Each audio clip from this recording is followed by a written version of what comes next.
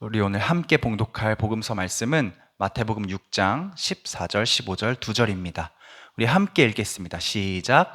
너희가 사람의 잘못을 용서하면 너희 하늘 아버지께서도 너희 잘못을 용서하시려니와 너희가 사람의 잘못을 용서하지 아니하면 너희 아버지께서도 너희 잘못을 용서하지 아니하시리라.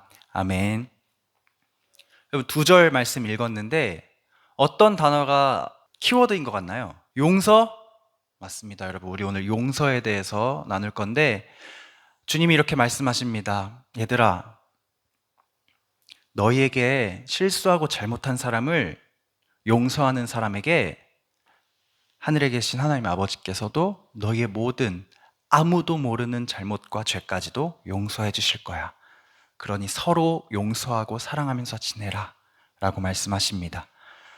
이 말씀이 우리 계속 반년 동안 보고 있는 창세기에서 요셉에게 어떻게 나타나는지 창세기 42장 21절에서 25절 세 번역으로 우리 한 절씩 교독하겠습니다. 교독은 제가 한 절, 여러분이 한 절 번갈아 읽는 거예요. 저부터 교독하겠습니다. 그들이 서로 말하였다. 그렇다. 아우의 일로 벌을 받는 것이 분명하다.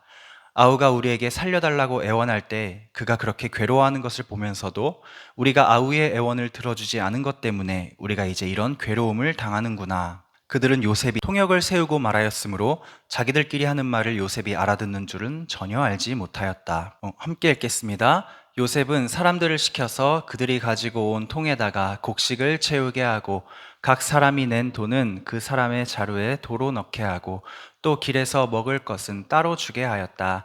요셉이 시킨 대로 다 되었다. 아멘. 자리에 앉겠습니다. 여러분 성경책을 나눠 가지고 계시고 제가 잠깐 영상을 좀 준비할게요.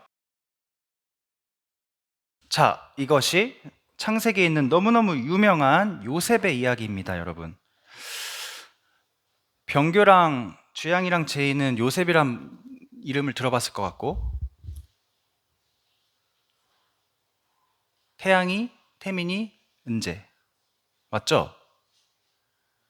태양이, 태민이, 은재는 요셉이란 이름을 들어봤나요? 안 들어봤죠? 혹시 교회를 가본 적 있나요? 예? 태양이는 몇 번 가봤다 그랬고, 은재랑 태민이는 처음이니? 가봤어요? 몇 번 정도 가봤어요?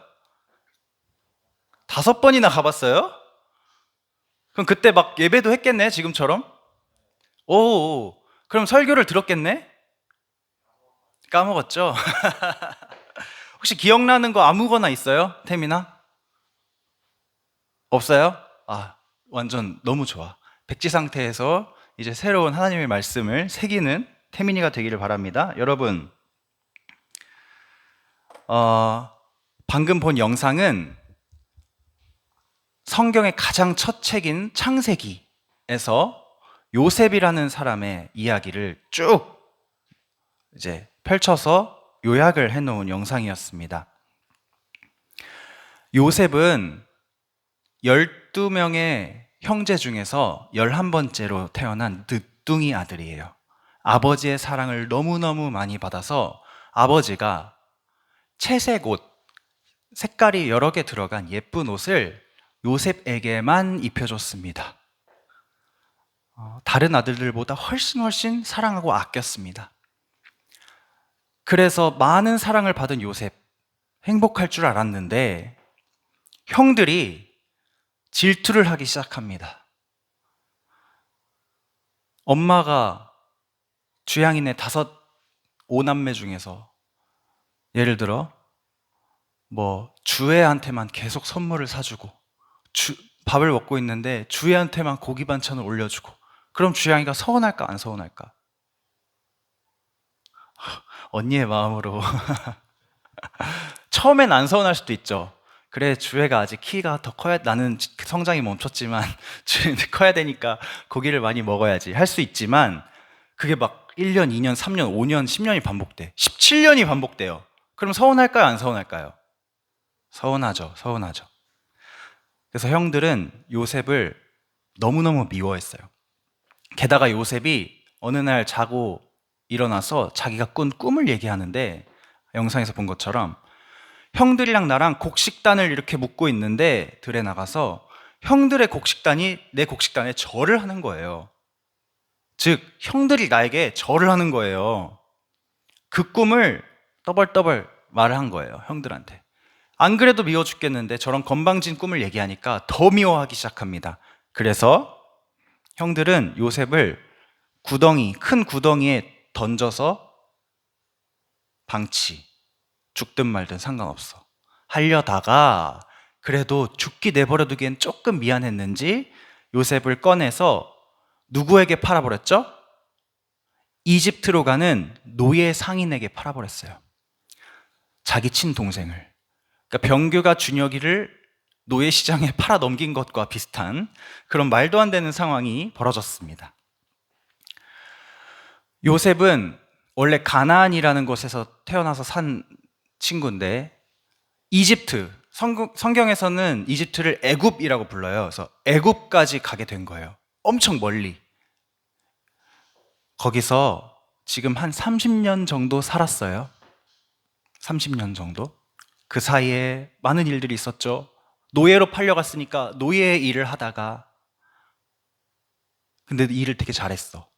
하나님이 지혜를 주시고 복을 주셔서.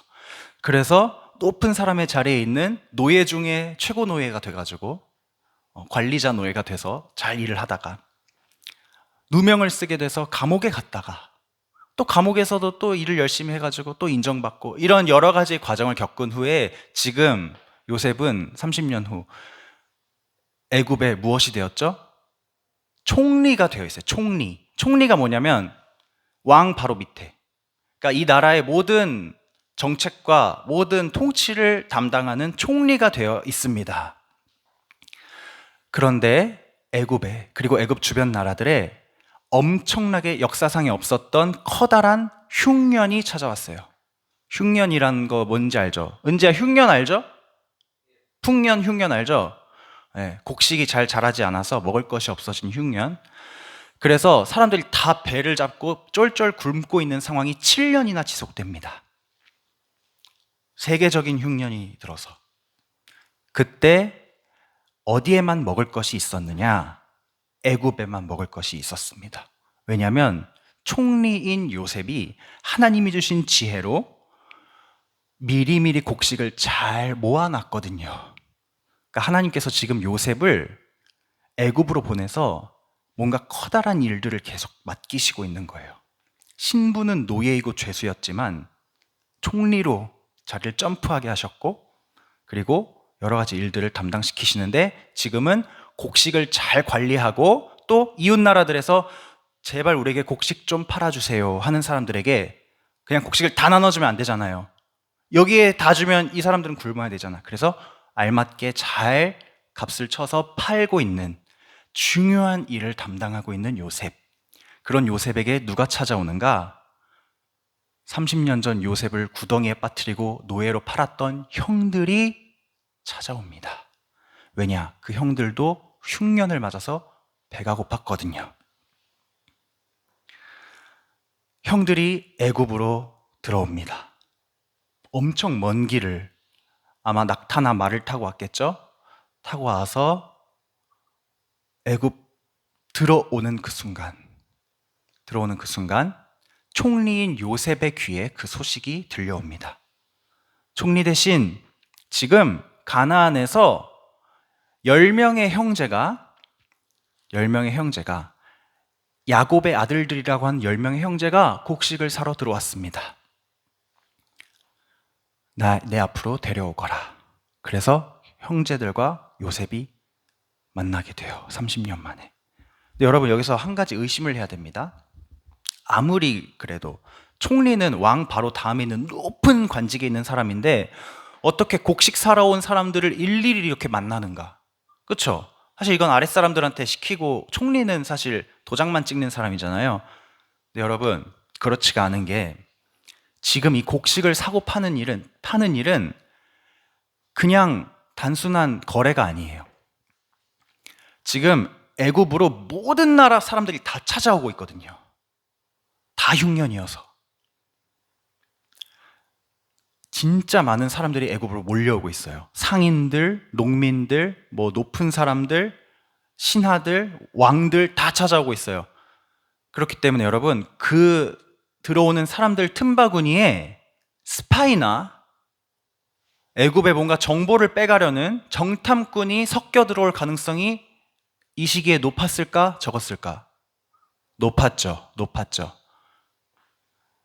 게다가 애굽의 왕 바로 파라오는 요셉에게 이렇게 명령했습니다. 요셉, 이 땅에 들어오는 모든 사람, 이 땅에서 움직이는 모든 사람의 일거수일투족을 너가 다 관리해라. 다 너에게 맡기겠다. 그래서 요셉이 이 나라로 들어오는 모든 곡식을 사러 오는 사람들을 다, 그들의 정보를 다 보고받고, 누가 들어왔습니다, 몇 명이 왔습니다, 곡식을 얼마나 사갔습니다, 정보를 다 받고 있는 상황이에요. 마치 CCTV를 다 켜놓은 것처럼. 그 CCTV에 포착이 된 거예요. 내 형들이 만납니다. 자, 형들이 30년 만에 만난 동생 요셉을 알아봤을까요? 못 알아봤을까요? 병규 알아봤겠니? 못 알아봤겠니? 못 알아봤죠. 당연히 못 알아봤죠. 상상이나 했겠어요? 우리가 애굽의 노예로 판 애가 이 나라의 총리가 되어 있다? 이거는 상상하지 못할 이야기죠. 전혀 못 알아봅니다. 게다가 얼굴은 알아볼 수도 있잖아. 근데 애굽은 여러분, 이집트는 이 시대에, 여러분 영화 본 적 있는지 모르겠는데 진짜 막 화려해. 뭔가 막 분장도 하고 이렇게 아이라인도 하고 되게 화려하거든요. 못 알아봅니다. 못 알아봐요. 요셉은 알아봐요. 형들이 왔구나. 자, 여러분, 복수의 시간이 왔죠. 기다리고 기다리던 복수의 시간이 왔어. 내가 뭘 잘못했다고 나를 구덩이에 던지고 나를 애굽의 노예로 팔아? 그것도 나의 친형, 나의 피가 섞인 친형들이라는 사람들이 나를 어떻게 이렇게 모진 일을 나에게 할 수 있어? 복수의 시간이 돌아왔습니다. 자, 요셉이 어떻게 형들을 대하는가? 우리 성경을 펼쳐서 요셉의 복수 스토리를 한번 보겠습니다. 창세기 42장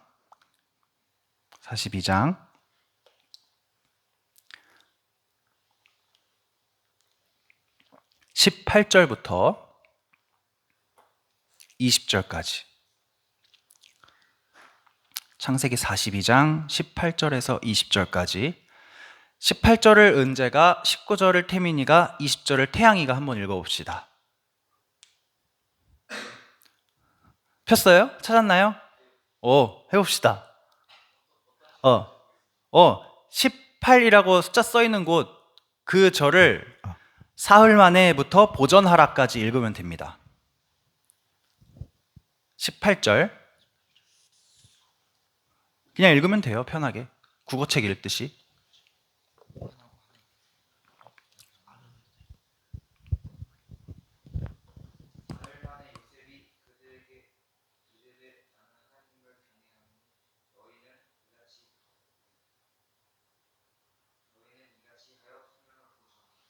십구 절.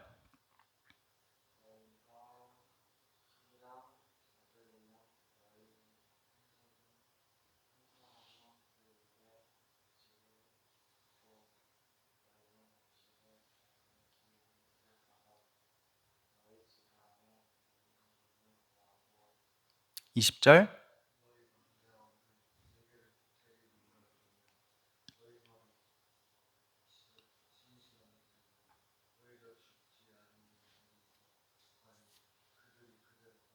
아멘. 너무 잘 읽었습니다. 감사합니다. 자, 요셉이 복수의 시간이 왔을 때 형들을 어떻게 대하나요? 복수합니까? 안 하죠. 요셉이 이렇게 말합니다. 일단 이 사람들을 감옥에 가둬라. 3일 동안 감옥에 가둬요. 여기까진 복수인 줄 알았어요. 나를 구덩이에 빠뜨린 저 나쁜 형들, 나는 감옥에 가둬주겠다. 감옥에 가뒀어요. 그런데 3일 후에 요셉이 형들에게 나타나서 이렇게 말합니다. 나는 하나님을 경외합니다. 경외한다는 말이 뭐냐면 나는 하나님을 믿고 두려워합니다 라는 뜻이에요.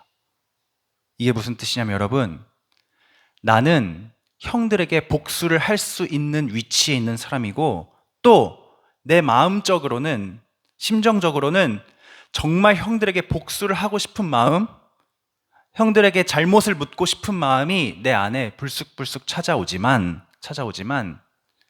나는 하나님을 두려워하는 사람이기 때문에 모든 판단을 하나님께 맡기고 나는 형들에게 복수하지 않겠습니다. 내가 앞으로 말해주는 것들 잘 들으시고 형들의 생명을 잘 지키시기 바랍니다 하면서 곡식을 내어줍니다. 가서 지금 너무나도 배고파서 고통받고 있는 형들과 형들의 가족들, 형들의 아버지와 자녀들에게 이 곡식을 주고 드시고 배부르게 드시고 생명을 보존하세요. 그리고 한 가지, 이게 가장 중요합니다. 형들이 아니죠. 야곱의 아들들, 너희가 말한 그 12번째 아들, 막내 아들, 그 막내 아들을 이리로 데리고 오십시오. 그래야만 데리고 와야만 당신들이 정탐꾼이 아니고 스파이가 아니고 진짜 그냥 순수하게 곡식을 사러 온 사람인 것을 내가 보증하겠습니다. 그러니까 당신들이 말한 그 막내 아들을 여기로 꼭 데려오십시오. 이렇게 말합니다. 근데 이 말을 듣고 여러분, 형들이 반응이 어땠냐? 와, 다행이다. 일단 안 죽었잖아요. 감옥에 들어가서 뭔가 막 고문당하고 죽을 줄 알았는데 그건 아니었어요. 아휴, 살았구나. 곡식도 주시는구나. 근데 엄청 걱정이 되는 거예요. 뭐가 걱정되냐면 막내를 데리고 오는 일은 사실 불가능한 일에 가까웠어요.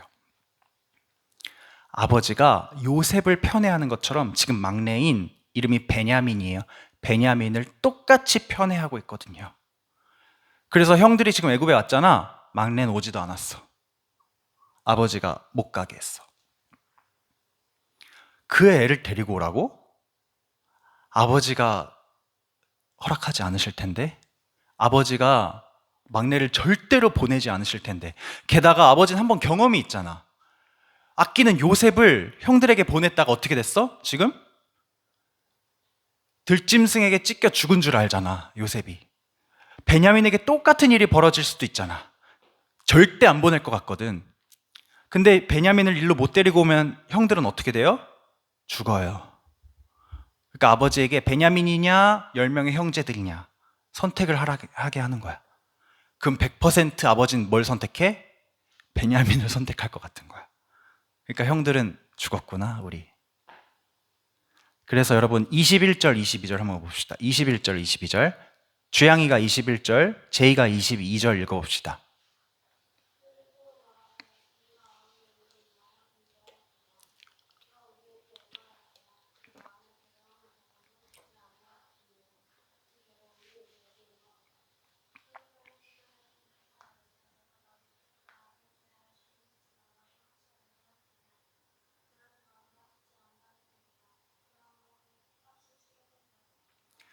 네. 형들이 절망해서 탄식하기 시작합니다. 야, 얘들아, 망했다. 우리가 그러면서 옛날 일을 떠올리는 거야. 우리가 요셉에게 했던 그 일 때문에 우리가 요셉이 구덩이에서 형들 미안해, 잘못했어, 살려줘, 꺼내줘 했을 때 외면하고 노예 상인에게 팔려갈 때 형들 나를 팔지 마, 나를 다시 데려가줘, 이제 꼴 보기 싫은 일 안 할게, 잘못했어, 미안해. 그렇게 괴로워서 형들에게 부르짖을 때 외면하고 잘됐다 저 자식 하면서 팔아버렸던 그 자신들의 행동이 생각이 난 거예요. 특히 장자였던 르우벤이 말합니다. 야, 얘들아, 내가 하지 말자고 했잖아. 내가 요셉한테 죄 짓지 말자고 했잖아. 그 일이 지금 우리에게 이런 일을 가져다 준 거 아니야 하면서 탄식하고 후회하고 자기들이 요셉에게 했던 그 모든 잘못된 일들을 지금 누구 앞에서 얘기하는 거예요? 요셉 앞에서. 요셉인 줄 몰라. 형들은 요셉인 줄 모르지만 그 당사자 앞에서 지금 자기들의 잘못과 죄를 다 고백하고 있는 거예요. 내가 요셉에게 이렇게 했고 저렇게 했고 이렇게 미워했고 그의 괴로움을 보고도 내가 듣지 않았고 그래서 내가 벌을 받는구나. 요셉 앞에서 다 고백하는 거예요. 형들은 상상도 못하죠. 요셉이 바로 앞에서 그걸 다 듣고 있는 것을. 그래서 23절에 보니까 그들 사이에 통역하는 사람이 있었어요. 애굽 말과 가나안 말이 다르니까 통역을 통해서 이렇게 하고 있었는데 요셉은 통역 사실 필요하지 않아. 자기 고향 말이잖아. 요셉이 다 듣고 있는 거예요. 형들은 모르죠. 24절 요셉이 눈물을 참지 못하고 형들이 고백하는 죄의 고백을 다 듣고 나서 그 자리를 떠나서 혼자서 엉엉 웁니다. 이 울음이 무슨 의미일까요, 여러분? 자, 여러분, 이것을 듣고 오늘 마칠 건데 하나님께서 요셉에게 이미 마음을 주셨어요. 요셉아, 형들을 용서해라. 왜냐하면 요셉에겐 이런 확신이 있었거든요. 하나님께서 나를 노예, 죄수가 되게 하셨지만 그 모든 시간 동안 나와 함께 계셨고 나를 형통하게 하셔서 지금 하나님의 때에 하나님의 일을 위해 쓰임받을 수 있도록 나를 처음부터 지금까지 준비시키셨구나. 그래서 지금 난 총리가 되었구나. 나에게 이제 노예 시절, 죄수 시절은 없는 것이죠. 이런 인생을 산 요셉에게 이런 마음이 들었어요. 형들을 나는 용서할 수 있어요. 왜냐? 하나님께서 지금 이 일을 위해서 나를 이런 인생을 살게 하신 것이기 때문에 형들에겐 잘못이 없습니다. 형들은 자기들이 무슨 짓을 하는지도 모르고 그 짓을 행했습니다. 마치 예수님이 십자가에서 자기를 못 박으라고 하는 사람들을 보시고 하나님 앞에 이렇게 기도하시죠. 예수님이 아버지 저들을 용서하소서. 저들은 지금 자기들이 무슨 짓을 하고 있는지 모릅니다. 똑같이 요셉도 하나님 용서하겠습니다. 형들은 자기들이 무슨 행동을 하는지 모르고 한 것입니다. 나는 하나님을 경외합니다. 나는 하나님을 신뢰합니다. 하나님이 나를 지금까지 이런 모양으로 인도하셨습니다. 형들의 저 질투와 시기도 하나님이 사용하셨습니다. 근데 여러분, 이런 마음을 먹고 있어도 진짜 형들이 다시 내 눈앞에 나타났을 때 나에게 그 말도 안 되는 구덩이에 던지고 노예로 파는 그런 악한 일을 저지른 형들을 진짜 용서하는 게 쉬울까 어려울까? 어려워요. 사람이 할 수 있는 것 중에 제일 어려운 것 중 하나가 아마 용서가 아닐까 저는 그렇게 생각해요. 화도 억눌러야 되고 저 사람이 잘못한 것이 아니라는 저 사람의 잘못이 나를 어떻게 할 수 없다는 그 이성으로는 이해되지만 마음으로는 억눌러지지 않는 그 모든 과정을 잘 참아야만 용서할 수 있거든요. 근데 사람은 그걸 참을 힘이 없어요. 그런데 하나님께서 형들을 요셉 앞으로 보내셔서 요셉의 마음을 위로하시기 위해서 어떻게 하셨냐면 형들의 입술을 여셔서 직접 자기들이 자기들의 죄를 요셉 앞에 다 고백하게 하셨어요. 요셉이 그것을 듣고 마음이 다 풀어집니다. 아, 형들도 고생했구나. 후회했구나. 죄책감으로 살았구나. 요셉이 눈물을 흘립니다. 그리고 하나님께서 준비하신 준비된 용서가 마침내 형들과 요셉 사이에 온전하게 이루어집니다. 사랑하는 우리 중고등부 여러분, 지금까지 짧은 인생이지만 여러분 살면서 여러분에게 실수하고 잘못하고 악한 일을 저지른 사람들이 있었을 거예요. 가족이 될 수도 있고요. 친구가 될 수도 있고요. 내가 저 짓은 내가 평생 죽어도 용서 못해. 내가 저 사람은 절대 용납 못해 싶은 그런 사람들, 그런 사건들이 아마 마음속 한구석에 있을지도 몰라요. 그게 자기 자신이 될 수도 있고요. 하지만 여러분, 이것을 기억하시기 바랍니다. 성경에 있는 첫 책인 창세기에서부터 하나님은 무엇을 말씀하시냐면, 얘들아, 서로 용서하고 사랑하고 품어주어라. 그리고 이 땅에 오신 하나님, 예수 그리스도께서도 우리에게 주신 은혜가 무엇이냐면, 얘들아, 내가 너희를 용서한다. 다시 하나님과 화평한 관계 속에 행복하게 살자. 성경은 용서를 선포하는 책입니다. 빛의 자녀라면, 하나님의 자녀라면 우리는 용서할 수 있습니다. 여러분, 용서하지 못할 것 같았던 그런 사람들, 사건들 또한 자기 자신을 용서하고 사랑하고 품어줌으로 말미암아 주님께서 주시는 진실한 평안을 누리는 우리 중고등부 한 사람 한 사람 되기를 간절히 소망합니다. 우리 함께 기도하겠습니다. 두 눈을 감고